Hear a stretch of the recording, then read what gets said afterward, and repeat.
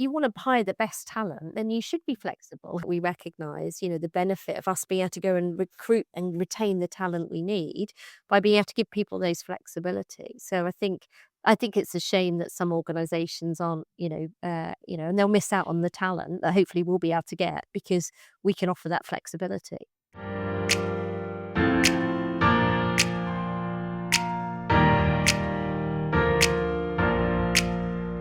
Welcome to the She's So Sweet podcast, where we interview accomplished women who have worked their way to the C-suite. I'm your host, Christy Falteruso, consultant advisor, former CCO, and award-winning customer success executive. I'm so excited to introduce our guest today. I've got with us Sarah Edwards, who is the Chief Product Strategy Officer at Kantata. So Sarah, welcome to the show. It's great to be here. Thank you, Christy.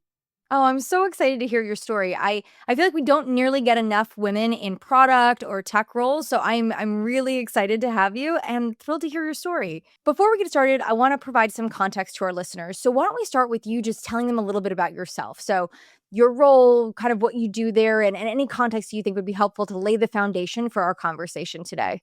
Yeah, I'm Chief Product Strategy Officer at Kantata. We're a software company that specializes in providing solutions to the professional services space. And actually, that's my background. I've been a consultant. I've run services firms before, so it's an industry that I've got a lot of experience in. My role now is ultimately about looking at where this market is going. There's clearly a lot of change going on with AI and technology, etc.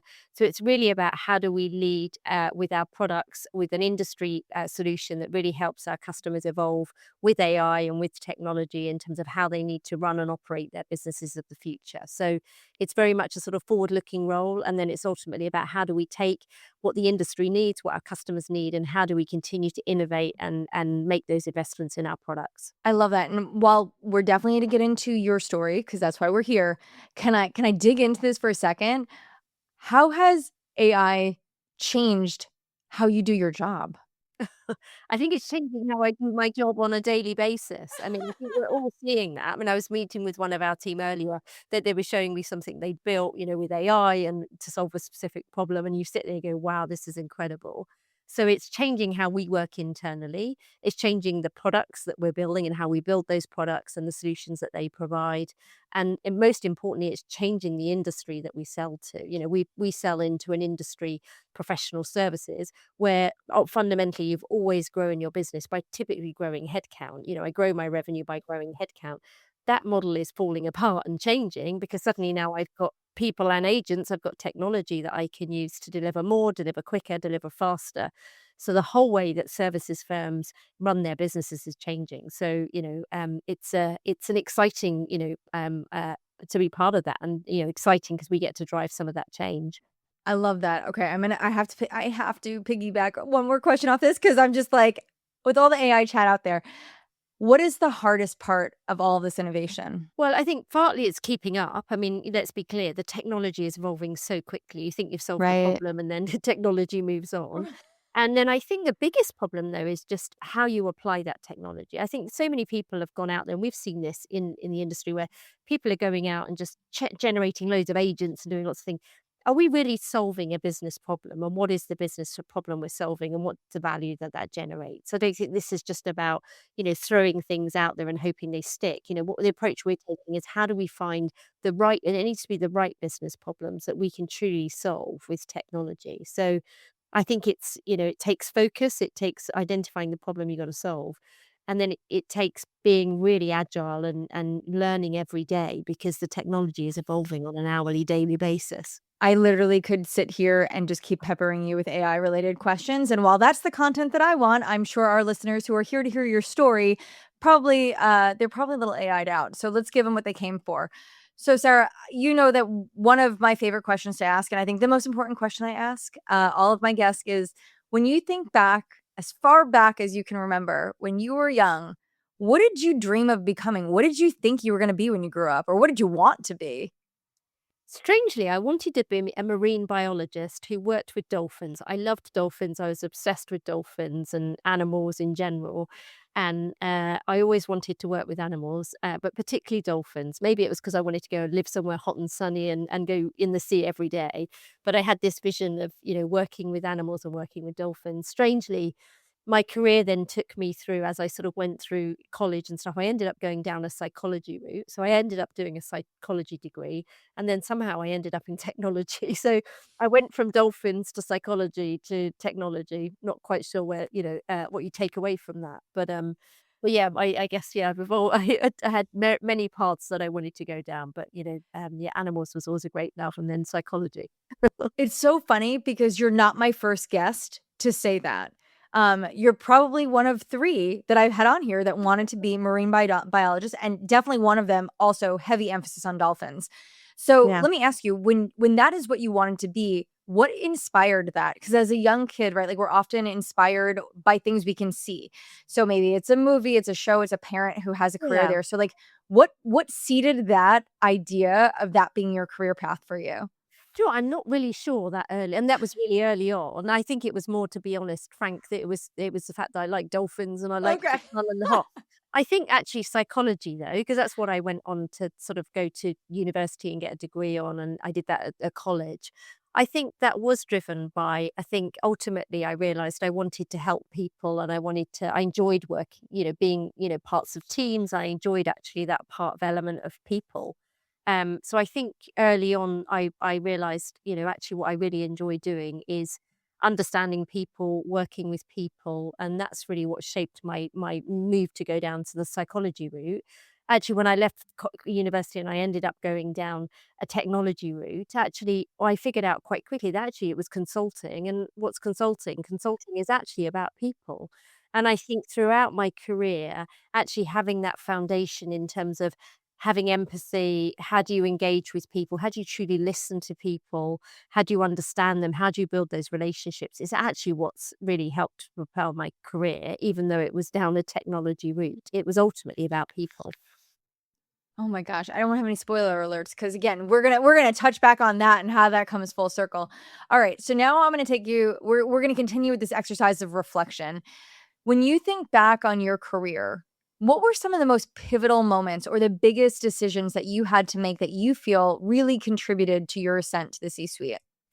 Yeah, there was a number. I think, firstly, throughout my career, I've always had the opportunity to, I guess, work in different types of organizations. So I started my career at Oracle, big tech, big, massive company. I then moved to smaller startup companies, and I was able to be part of 2 independently growing consulting firms that started out very small and grew to be quite large. I also had the opportunity to not just work in the UK, but to work abroad. So I've lived abroad a number of times. I've had the opportunity to live in the States twice in my life. Once when I was sort of young and single, the other time actually when I was married with my young kids. So at different stages in my life. Wow.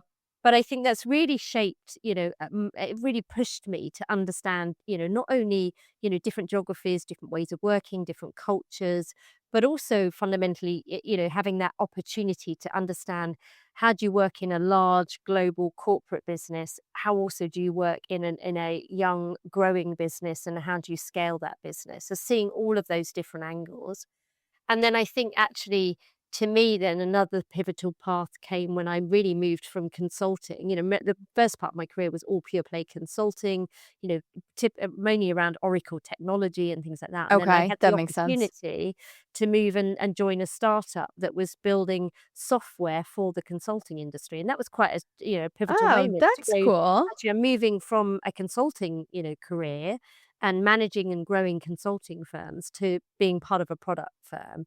The benefit I had was we were building product that was focused on the industry I'd worked in for 20 years. It was my, an industry I understood well. So, but it was a really pivotal moment, and I think luckily for me it was the right decision. I think I've really enjoyed, how do I now take my unique understanding of this industry, and how do we build solutions for that? It's going to help that industry.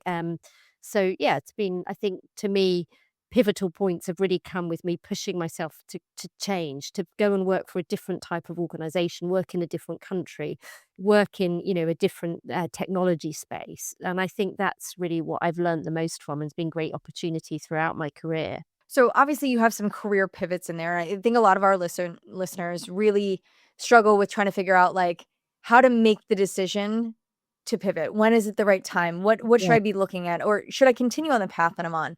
So when you came to that first crossroads, what What led you to decide that, right? So we're moving from the psychology to consulting as like that first pivotal switch. What was that? Like, what was the driver going that direction? Selfishly, I'm not sure when I was, left university, I thought much about it. I left university and I thought, I'm not sure exactly where I'm going to go with my psychology degree. At the time, many years ago, the big corporates, Oracle had massive graduate schemes. I just thought, oh, I'll go for it and put myself forwards and ended up Hmm. getting accepted. And actually, I started my career as a technical developer. So I was straight into, Oh, coding and wow. stuff like that, which was, But was you didn't quite a have a big thing. foundation in that. No, no, it was, I think, again, they Did Oracle recognized just that. train you? Yeah, Oh, absolutely. I mean, oh, they great. basically for them, and I think actually this is very reflective of now with some of the change we're seeing with AI, is actually what they recognized then was actually it was about the person. Can this person be inquisitive? Can they learn? Mhm. Actually, they were the skills they were looking for. And actually, they're the skills that we need now more than ever because AI and technology, particularly in the consulting space, is probably taking away some of those more junior, traditional paths that you went in and, you did programming and things like that. It's evolving so quickly. The skills we need in our workforce now are people who are agile, quick to learn, inquisitive, great at building relationships with people, understanding problems and how you translate those problems into technology. They're, the skills that, I think, I had at the time that they recognize that the skills we need from people now. Interesting. And then, like, your switch going into tech, how did you decide that that was the right time or make that leap? Because that's not an obvious one for so many.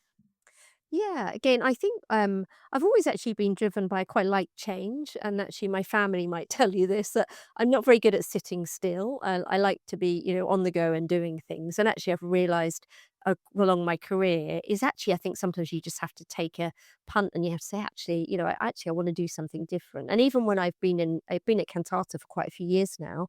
When I look at Cantata and how Cantata's grown over that time, it's like I've worked for many different organizations and I've actually done many different roles, even at the C-suite level, I've taken on different sort of, roles within that, which I think again is, to me, it's how do you challenge yourselves and how do you, push yourself to take on new roles and new opportunities. Even when you feel sometimes is it the right time, I think sometimes you just have to take that plunge and say, no, I'm gonna go for this because you can always and I do think this is something that often holds women back personally is a lack of confidence. Like we see this even Yeah. when you publish job roles and things like that. A woman will look at it and say, "Oh, I've got 50% of it. I'm not sure about the other part." Whereas actually sometimes we need to push ourselves. Say, "Do you know what? I've only got these skills, but I know I can do this, and I'm going to push myself and put myself out of my comfort zone and take on a new challenge." Because I think by taking on new challenges and new opportunities, that's how you really learn and push yourself forwards. So you mentioned having several roles at this company. Were there any that you liked more than others? Of all of the different roles they had, was there one that you're Yeah. like, "Oh, I'm glad that was shorter lived than some of the others?" Yeah, I mean, I definitely like, even recently my roles shifted again. I'm much Mhm. more, I guess, market facing out there with customers, and Okay. that's what I enjoy doing. I'm not sure I've ever really enjoyed the just sitting in a room, and just building stuff and delivering stuff. I enjoy the challenge of being in a workshop, working through with customers and understanding what their problem is. So I think I've realized throughout my career that, that's what I enjoy doing, thankfully now our CTO, he leads the execution. He goes and builds the products and he works with our engineering teams to do that. My team is really focused then on market facing. How do we understand what the market needs, what our customers needs, and how do we help to translate that? And that's the bit I enjoy doing. That's fantastic. And how big is the team that you're leading? It's not that big now. We're about 500 people as a business. My team is around about 20 people as a team, something like that. It's a global Wow. team. The one thing with my team is that we have inputs to everything. So we're quite a broad team. We work very closely with our sales teams in terms of providing industry expertise and industry knowledge in terms of how do we Wow. sell and how do we differentiate in sales. We work very closely with our product teams and our customer success teams. And obviously, being part of the exec team at Kantata, it tends to be a broad role that you're getting involved in, lots of different working very closely with lots the other exec leaders and the other teams across the business. That's fantastic. This is not actually the way that you've described the team that you're leading. I don't hear a lot of organizations that have that as a function and that are making the investments that you guys are clearly making into understanding your customers and the market and really Yeah, have people dedicated to shaping that and how it shows up in your process and your product and what you're delivering yeah. for your industry. And I think it is unique. I mean, again, up until the end of last year, I owned the product team as well. And again, we've sort of split it now. We're saying really, we want to be a very deep vertical based solution. We are, very clear about the space that we operate in. And therefore, having that deep industry knowledge is what sets us apart. It's what sets our products apart. It's what sets apart how we implement, the customers we work with. So that industry knowledge and having that industry solutions team is really key and is a differentiator for us, and I think will enables us to get much closer to the industry, to our customers, and to ultimately build better product and better solutions that deliver value to our customers. That's fantastic. I hope that in the near future, more companies embrace that work. Yeah. I'm sure that it brings a lot of value to your team, to your customers, and Well, obviously to the yeah. market. Yeah, and I think people will have to, again, not wanting to bring everything back to AI, but I I mean, it's think kind of hard AI. not to these It is days. hard not to, everyone wants to know about it, but I think that's where the horizontal solutions will suffer with AI, Yeah. because I think if you're generalist and you've got a broad general point solution, I think people will end up that becomes easier to replicate with AI and people will build their own and things like that. I think the companies that will thrive and survive will be hopefully companies like Kantata, where we're bringing that real deep expertise and context of that industry and of those customers. That's what, I think, firms need to do. Well, it's a huge value add. Yeah. Okay, so let's take a look at maybe the path that got you here because I don't think anyone has a successful career or a career in general without having to navigate those tough moments and probably have a few battle scars. So Yeah. when you think about your career trajectory, what were some of the significant challenges or obstacles that you had to face? And then how did you overcome them? Yeah, I mean, I think definitely partly because I mentioned at the start, I've worked with very different organizations, and each of those brings challenges in terms of how do you navigate that organization, navigating, an Oracle or an Hitachi, big global organizations, and how you work in that style of business, even culturally, is very different from how you navigate working with founders in a startup business that's scaling. I think even having lived, in both the US and the UK, there's very different cultural dynamics and how do you work within those environments. So I think the obstacles for me have come from like how do I navigate some of those cultural differences and how do you learn to adapt your style, the way that you work, accepting the culture and the size of organization that you're operating in. And maybe I that's mean, where my that's psychology degree helped. it I definitely think probably again, helped quite a I think bit. yeah, I think actually knowing how do you recognize, I think actually we even do this with our customers now. Like how do you recognize when you're selling to a customer or working with a customer, what's their culture? How do they operate? That you need to be able to have those conversations and understand their style and their culture. And I think when you work in a business, you need to understand how does that business operate, and you often may not like the way it operates, and you've got to figure out a way to change it. But again, you've got to figure out how do I navigate that in this type of organization because it's very different whether you're working for a global organization, small startups, founder led, private equity led. I mean, I've worked for many organizations, and Cantata is, private equity owned. That often has a very different flavor to it than a Yes. founder based business. So it's learning some of those and navigating some of those challenges along the way. So one of the things we hear a lot from our guests, our hosts, our listeners, and then it kind of translates to conversations with our guests, is there's a lot of struggle around the growth in compensation as we navigate our careers. Is that something you ever had challenge with, whether it be feeling underpaid or trying to fight for fair equity in any of the roles or any of the jumps that you made? Yeah, I think it is, and I do think it's fair. I mean, there's even data, I think it was in the UK recently talking about, like, how much women are still underpaid compared to, men in general in the industry. And I think, to be honest, it's personally, and maybe I've always found those conversations quite hard.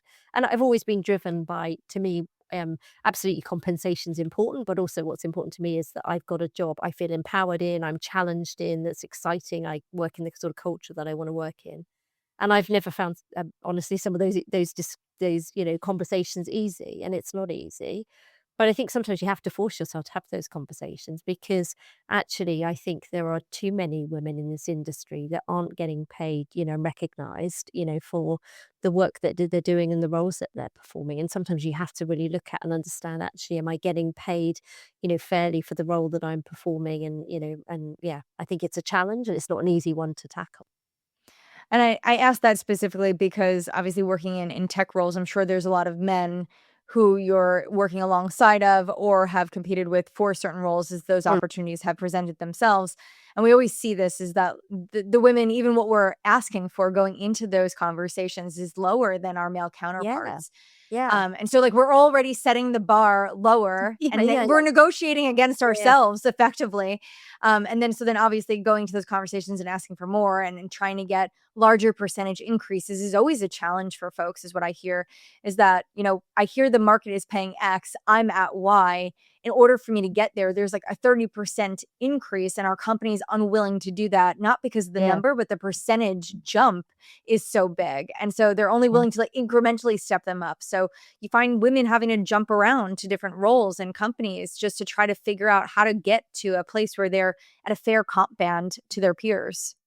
Yeah, absolutely. And I think, when I think about how my again, it was moving to the US. I mean, typically the US is, paid more than the UK. It was moves like that that actually sort of enabled me to have my comp to sort of, jump up. Whereas I think it is a challenge for women. And I think they're conversations that we don't find easy. But and again, I think it's very easy to often I find myself and others, you'll think about, well, actually, I've got a young family. I want to be able to make sure I've got flexibility. And there's other Mhm. things that are I see as important, but you can't forget that balance we should still be paid fairly based on the role and what we're contributing to the business. Yeah, you're actually right. I hear a lot of women negotiating against themselves because of the Yeah. flexibility that they Yeah. they need and they require, honestly, quite frankly, to manage both home and their professional Yeah. careers. But they almost feel bad, right? Like, oh, I need to be remote 3 days a week. So you know what? I guess I'm okay. And they justify a lower earning because of where they're working from, or the fact that, you know what, 5 o'clock, I need to go pick up my kids because that's when the sitter leaves. And Yeah. so they're making these like kind of micro excuses about how they have to structure and balance their time to Yeah. justify being below. Is that like, am I crazy? Because I mean, I've Well, heard no, this I think you're conversation, but you're seeing that, right? I can think back to times that I've done that, and I think it's so frustrating. We need to change that. The one good thing I think that came out of COVID was recognition about productivity from working from home. Yeah. When I had my kids, I mean, my kids are now teenagers growing up, but when I had kids and I was, wanted to work from home a couple of days a week and I wanted some flexibility around that. It was sort of, nobody really, everyone just thought, well, you're only working part time. Well, no, I actually was, if anything, I was more productive and Right. you just managed your time better. But in terms of what you contributed to the business, it was the same, as I say, if not more. Yet we all felt a bit like, oh, we had to, be a little bit apologetic from the fact that, I have to leave early one day or I'm working from home one day a week. I do think that started, I mean, it's still not perfect, but COVID has helped to shift some of that. Cantata is very much a hybrid. I'm in the office today, but we're a hybrid, people work from home. And the good thing is now people is respected that you're working at home, you can still be productive, and actually, I think now, with the fact that we can still have calls over team, the culture has changed a lot, which I think has really helped. That's great to hear. I'm always happy to hear the shift and how that flexibility is being built into the DNA of companies. Yeah. Because a lot of companies actually have gone away from remote and hybrid and now are full in Yeah. office again. And I'm always curious to see, especially for women, let's just say you started a family during COVID and you had that flexibility and now you're being Yeah. forced back into the Yeah. workforce full 5 days a week. And it's like, you're now having to account for things you didn't have to before, flexibility that you had that you no longer have.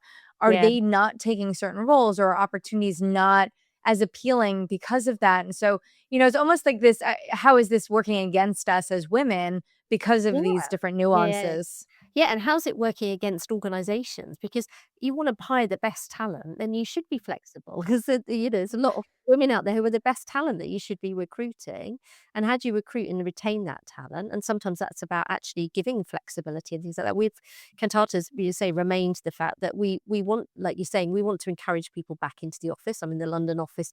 It's always great to see people here and to network, and but we are remote first in that we recognise, the benefit of us being able to go and recruit and retain the talent we need by being able to give people those flexibility. So I think it's a shame that some organisations aren't, and they'll miss out on the talent that hopefully we'll be able to get because we can offer that flexibility.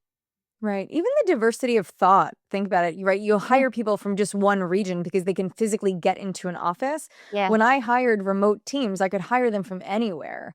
And yeah, so I was just getting talent that I wouldn't otherwise have access to because they're not all based. I'm in New York. So if they're not all based in New York, well, okay, guess what? I have people who have different experiences and different thoughts about things and see things differently, not just based off of their experiences, but from all of the aspects of life that have yeah. contributed to how they think and how and what they believe.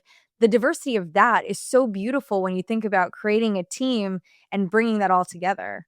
Yeah, absolutely. Yeah, I think that, and there's data out there that supports that, doesn't it, in terms of how effective teams are and having a diverse team and the benefits of that. And I think again, you have to accept. Well, let's go and recruit people not just based on where they live. Let's go get the best talent and those diverse Yeah. teams. Is really important. Yeah, I agree. Okay, so we've obviously talked about some pivotal moments, some obstacles. Those are great. I like to spend more time on the successes because I feel like also as women, we achieve such greatness and then we're on to the next thing. We don't spend enough time acknowledging what we've just done and what we've succeeded at. So I want you to spend a minute here and think back of all of your successes. And when you look back, what are some of the moments that you're most proud of or your largest accomplishments that you think back and you're like, wow, that will always be a standout moment for me professionally Yeah. because of that win? Yeah, I think there's a few. I think the opportunity to live abroad, like again, that was a personal and a business win for me. I had the opportunity for a UK company to go and live abroad and help them scale in the US. And it was a fantastic. I moved out there when my kids were young, so my kids were, sort of preschool age, and it was a great experience as a family. And I think, it gave us great moments as a family to have the opportunity to live abroad for my kids. It was a great opportunity. But also for me, from a business perspective, it was a real opportunity to really step up and help drive the growth of an organization working in the US. So personally, I'm really proud of that. I think, I've done that twice in my life, lived in the US and worked there. And I think both of those moments were really pivotal and, hugely successful for me.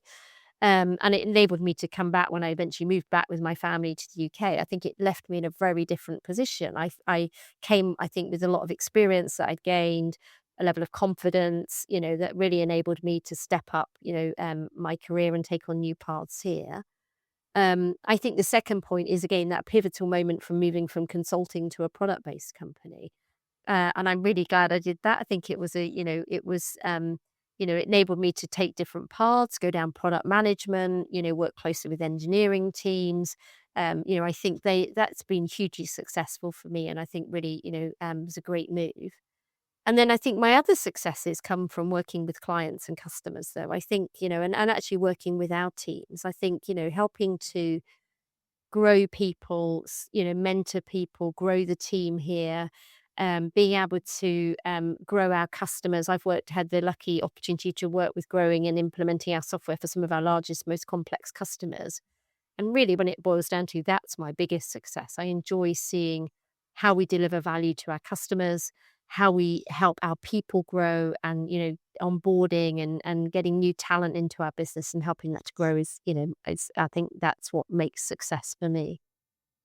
I love that. And I feel like most of the leaders that I do have the privilege of speaking with on this show will often reference the impact they've had on the teams that they've led and being able to influence well beyond their scope. And it Yeah. sounds like, obviously you just hit on that with your customers and the teams and all of that. And I think as a leader, that is the greatest impact you can have is on the lives of the people that you're Yeah. surrounded by. Yeah, exactly. And I think, I think back about moments that I've had some people that have worked with me for a long time and how their careers have progressed. And actually the moments of they've worked for me for many years, but now they've gone and worked for someone else, perhaps in a different part of the business or somewhere else, and actually seeing them grow and, be successful is a huge achievement. I tell everybody that too. I said, for any employee that I've ever had, I've always said, my greatest success would be one day if I ever worked for you, Yeah, because then your career has surpassed mine. And yeah, I had some part in that. I will never take all credit, but I have had some part in getting you to that place. And yes, if your career exceeds mine and I have the privilege of working for you, like what a moment that would be for me as a leader and a professional. yeah, yeah, absolutely. Yeah, All right. So one of my favorite sayings that I'm sure this will relate, but is that empowered women empower women.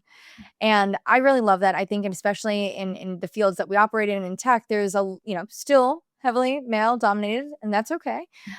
But I love to see and hear what other women are doing to bring other women along with us. And so when you think of that, what are some ways that you're empowering other women to take on either leadership or to expose themselves to new opportunities or to coach or to mentor? I'd love to just hear how you're committing back to other women in this space. yeah. And I think that's really important. When I think back on my career, and sadly, particularly the early part of my career, there were no women Right. that I had as mentors or supports. I mean, I think I can think back to all the companies I worked for, they were so male dominated.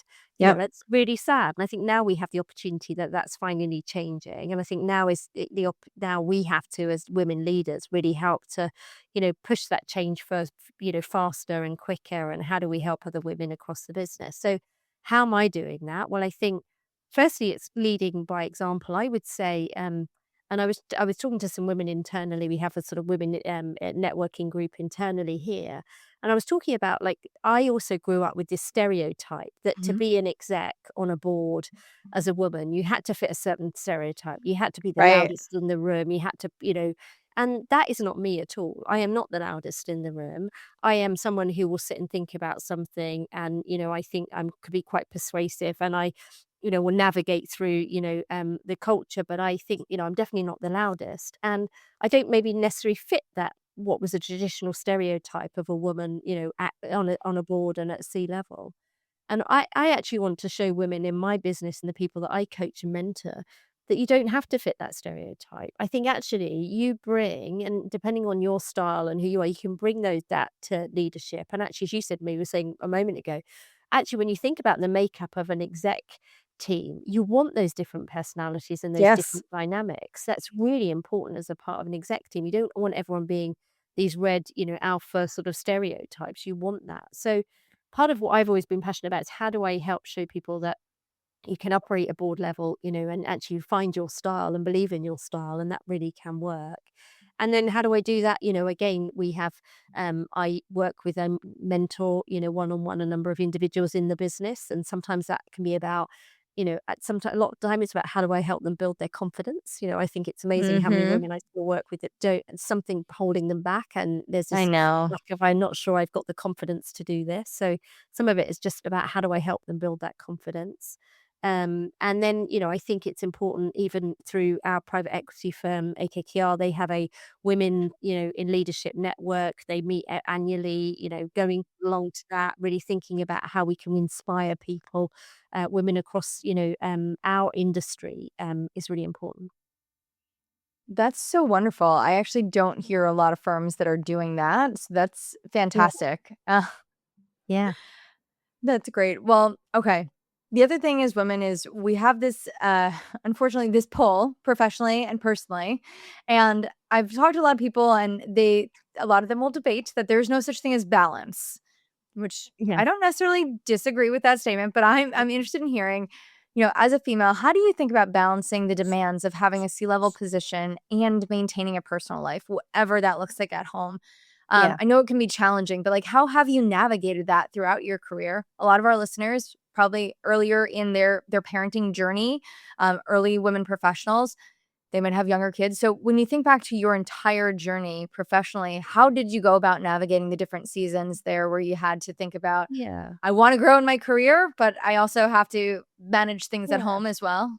And it's not easy, and I think, when you get to a certain level, I mean, I have to travel a lot, do a little late Right. calls, it's not easy, and I think you have to figure out how you make it work for you. In fact, we had our sales kickoff, last week in the US. I was away all week with work, but I was chatting to one of our, young, women in the business who's had a young child, and she couldn't go to sales kickoff. She's in the sales role, but she couldn't go because she's got a young baby, and it just wasn't work and I was trying to say to her, "Don't let that knock your confidence." Like, okay, you missed out on a scary event. It doesn't matter. No, I think you sort of can feel to yourself, can't you? If I can't attend these things, you have to put your family first, and you have to figure out, actually, this doesn't, I'm putting my family first, but it doesn't hold me back or it doesn't prevent me. I think there's this misconception that if you're going to put your family first, you're not getting in balance right. I think you have to at certain times. And you have to put you first and put your family first.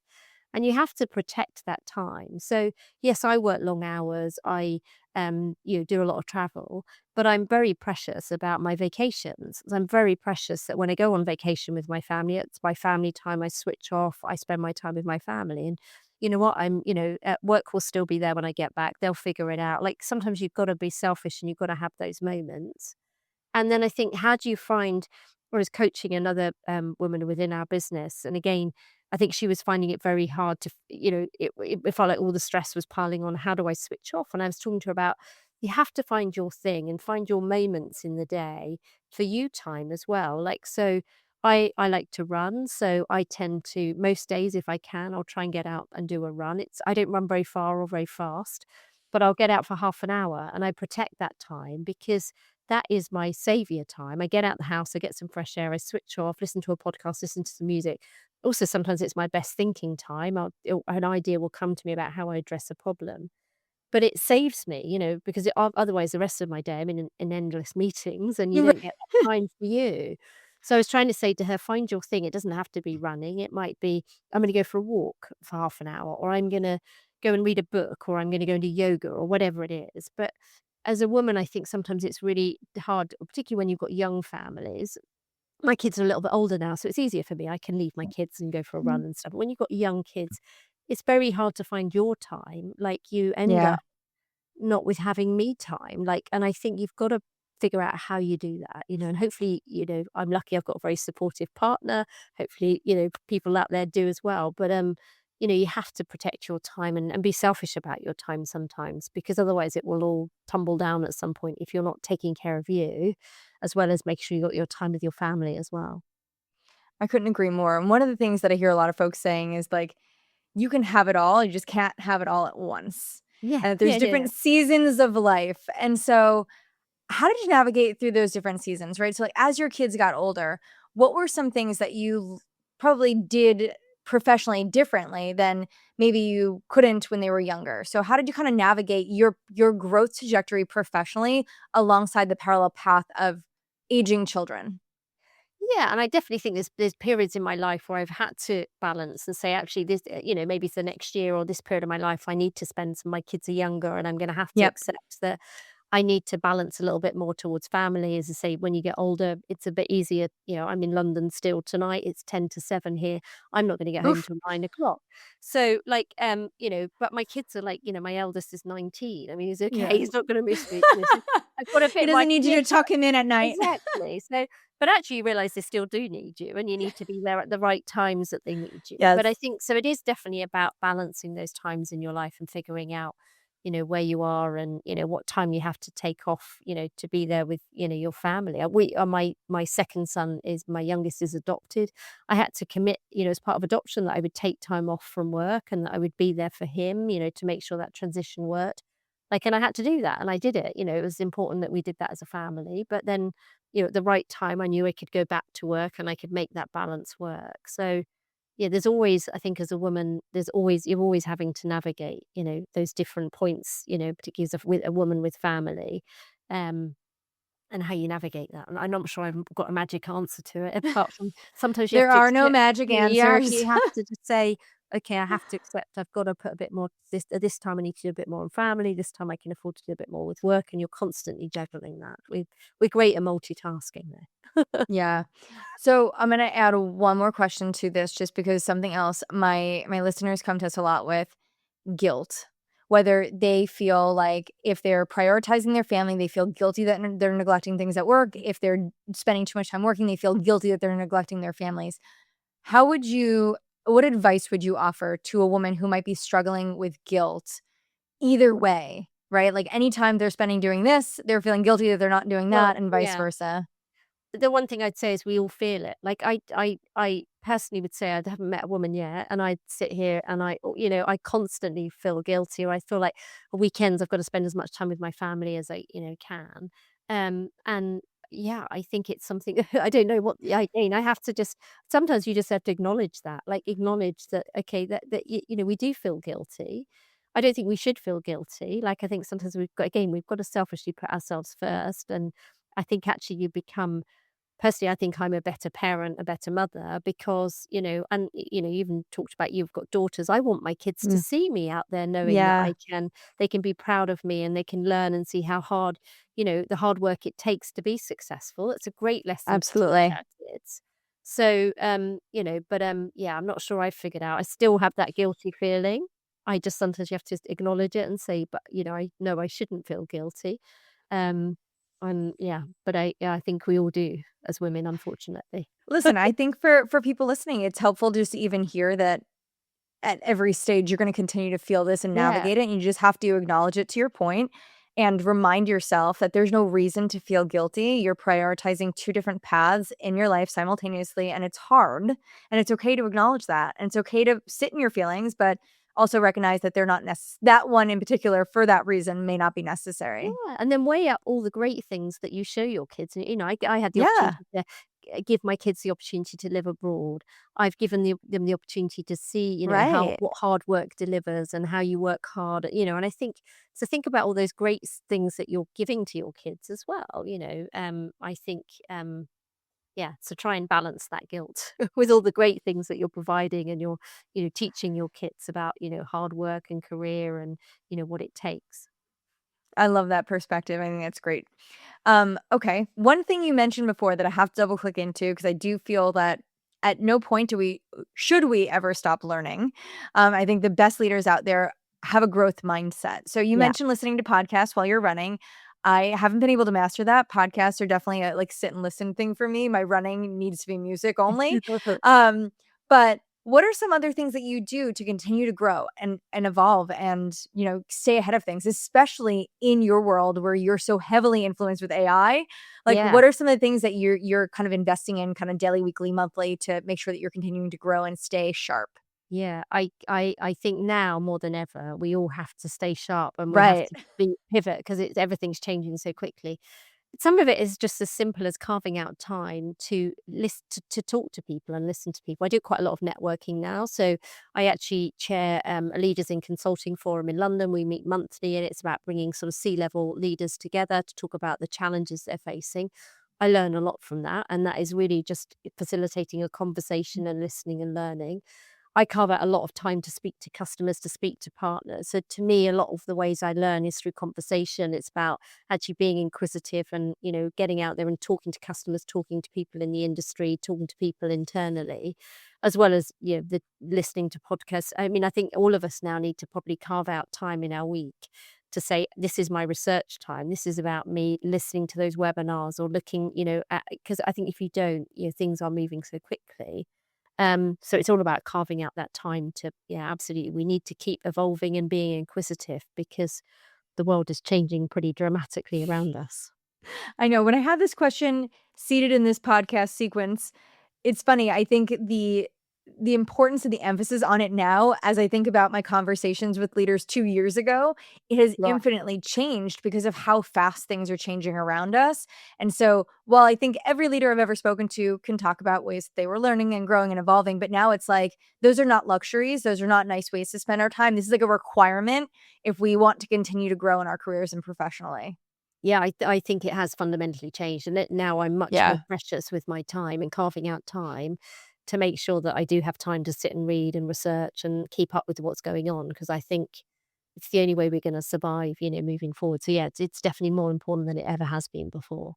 Yeah, it's been an interesting journey hearing the different stories over the years. Yeah. Well, listen, Sarah, I know that We are running out of time. So before we wrap up, I do want to ask you one last question. So for our listeners, what's one piece of advice you want to leave them with? One takeaway before we wrap up today? I think it would be about try and have confidence in yourself and push yourself. You know, um, take opportunities of change, whether that's changing job or within an Mhm. organization, taking on a new challenge or opportunity. And think about all the reasons why you should do that, not the reasons why you think you can't do that. And actually give yourself the confidence to, because I think by taking on new challenges, learning new things, push yourself. That's how you learn and that's how you really ultimately progress your career. So, yeah, and that comes down to confidence, I think. Have confidence in yourself and confidence that you can learn and push yourself to take on new things. I love that. I think it's a fantastic way to summarize our conversation today and wrap things up. So, Sarah, thank you so much for your time and all of your insights and for sharing your story with our listeners. I really appreciate it. It's been great. Great to meet you. Thank you. Thank you so much. And for our listeners, if you enjoyed this episode, please rate, follow us on Spotify, Apple Podcasts, subscribe on YouTube, and connect with us on LinkedIn. Until next time, we'll see you soon. Thank you so much. Hi, guys. I want to share a bit about an organization that I support called Wednesday Women. They're on a mission to increase the visibility of executive women leaders that you should know, learn from, and be inspired by. On LinkedIn, they share the profile of two amazing women each week, on Wednesdays, of course. And now just imagine if we all followed, amplified, and nominated the women that we want to see more of. Their initiative provides examples of women CEOs, founders, sales executives, technical leaders, and so many more. By supporting Wednesday Women, you'll see more of these professionals in your social feeds, of course, but also on stages, podcasts, and panels. If you're interested in learning more and supporting their initiative, head over to www.wednesdaywomen.org or follow them on LinkedIn.